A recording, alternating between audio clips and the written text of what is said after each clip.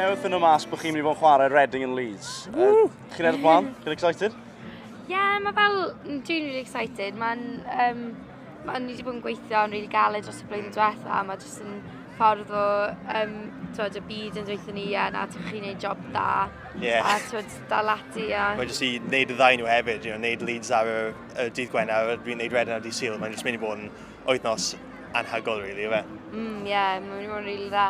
Ydy hwnna'n rhywbeth chi'n gobeithio wneud yn y dyfodol, wneud gigs mewn gwledydd eraill? Wel dyna cynllun y hyd yma nawr. Bydd y 2 gig yna, y 2 gig gyntaf ni, tu allan o Cymru. So wedyn ni'n meddwl wneud gigs yn Bath a Bristol gyda Otter Wales. So just cael ymlaen law y trywydd hwnna a wneud mwy gigs dros y Deyrnas Unedig i gyd. Felly, pwnc llosg ar y funud yw maes B a'r ffaith bod falle...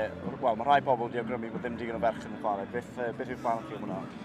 Dwi'n cytuno, os dim digon o ferched nhw ar y maes B.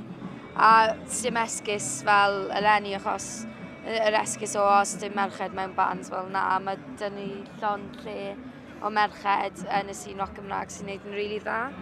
Mae'n rili bwysig cael fel rhyw fath o equality mewn llefydd fel maes B, achos mae'n dangos i'r generation newydd bod merched yn gallu bod mewn bands sy'n cool.